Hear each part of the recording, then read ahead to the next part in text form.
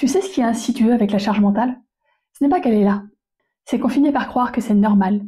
Normal de tout anticiper, normal de tout gérer, normal d'être fatigué. C'est comme une appli qui tourne en arrière-plan, en permanence, et qui vide tes batteries. Et quand tu oses dire « je suis épuisé », on te répond « bah, c'est ça être maman ». Sauf que non, être maman, ce n'est pas être en surcharge constante. Être maman, ce n'est pas renoncer à son espace mental. Aujourd'hui, je voudrais qu'on prenne un moment ensemble pour mettre en lumière ce piège invisible. Comment cette charge mentale s'installe? Et surtout, comment tu peux commencer à en sortir? Pas avec une baguette magique, mais avec des repères simples, humains et concrets. Et si tu ne sais plus trop comment tu t'es retrouvé à tout faire sans rien pouvoir lâcher, cette vidéo, elle est pour toi. Salut, moi c'est Sabine, je suis accompagnante périnatale et maman d'un petit garçon de 3 ans. Et ici, sur cette chaîne, je t'aide à traverser le postpartum avec plus de lucidité, plus de joie et moins de pression. Aujourd'hui, on va parler de ce piège mental qui aspire toute ton énergie en silence. Et je vais te montrer comment on peut commencer à le désamorcer. Alors si cette vidéo t'intéresse, surtout n'hésite pas à t'abonner pour ne pas rater les suivantes. On y va? Ce qui est traître avec la charge mentale, c'est qu'elle ne frappe pas à la porte. Elle s'infiltre, discrètement, progressivement. Un jour, tu penses juste à programmer le rappel du vaccin. Le lendemain, tu as dans la tête l'état du stock des bodys propres, les horaires de la sieste, les menus de la semaine et l'anniversaire de belle-maman. Bien sûr, tu ne t'es pas dit « et si je devenais la secrétaire exécutive du foyer ?» Tu t'es juste adapté. Tu as pris le relais parce que c'était plus simple, parce que tu y penses déjà et parce que lui, il oublie souvent. C'est un cas de figure que je vois souvent.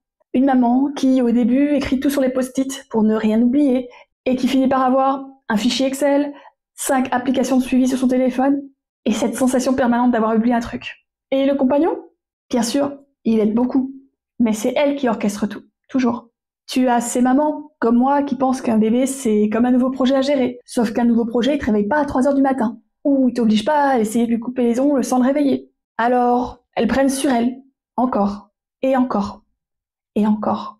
Et un jour, elles ne se souviennent plus de la dernière fois où elles ont lu un livre sans avoir à vérifier l'heure pour le prochain biberon ou la prochaine tétée. Tu vois le piège?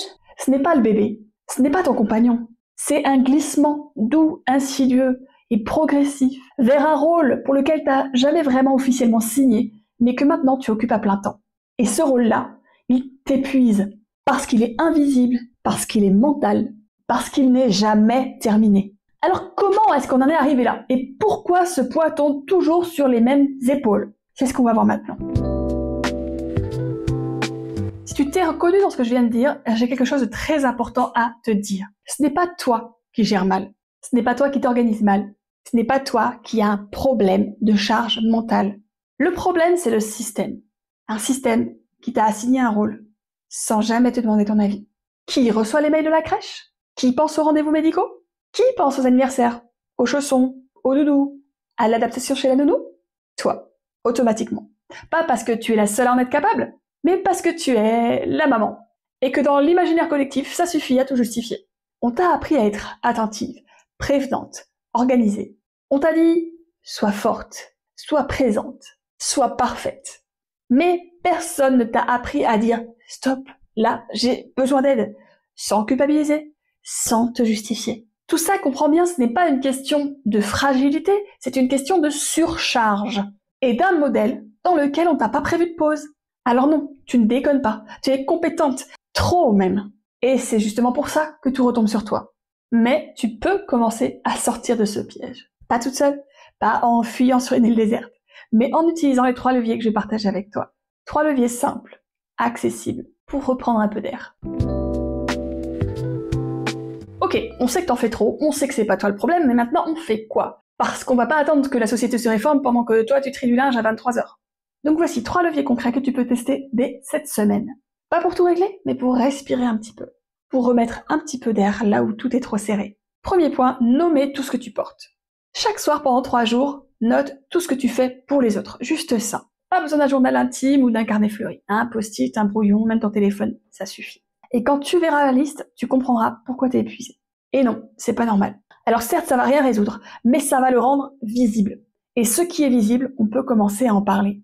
Deuxième point, la délégation totale. Et ça, tu sais à quel point j'adore ce principe-là, puisque j'arrête pas d'en parler. Comment ça marche? Au lieu de simplement dire est-ce que tu peux m'aider avec ceci ou est-ce que tu pourrais s'il te plaît faire ça, ça m'aiderait, là tu délègues la tâche. Tu lui demandes de tout faire de A à Z.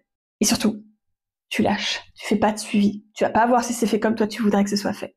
Tu lâches. Alors oui, ce sera peut-être un peu différent de ce que tu fais d'habitude. Alors oui, ce sera peut-être un peu différent de ce que tu fais d'habitude. Oui, ça va peut-être piquer un petit peu ton côté perfectionniste, si tu l'as comme moi. Mais ce sera fait, et ce sera pas sur ta charge mentale à toi. Et si tu veux creuser le sujet, n'oublie pas que j'ai déjà fait une vidéo sur le sujet de la délégation totale. Je te mets le lien dans la fiche et dans la description. Troisième point, créer du vide intentionnellement. Commence par 5 minutes, 10 minutes, 15 minutes, une demi-heure, et puis un jour ce sera 1 heure. 1 heure par semaine. Sans mission, sans objectif, sans productivité. Tu as le droit d'être inutile pendant 1 heure.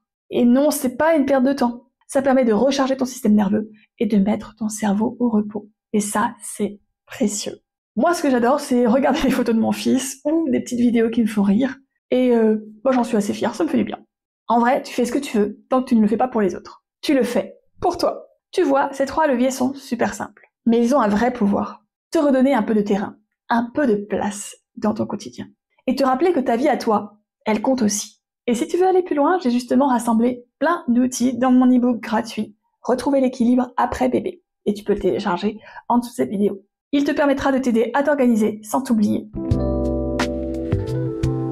Si tu avais 3 choses à retenir de cette vidéo, ce serait « Ce n'est pas toi qui déconne. C'est tout un système qui te fait porter cette charge sans te donner de plan B.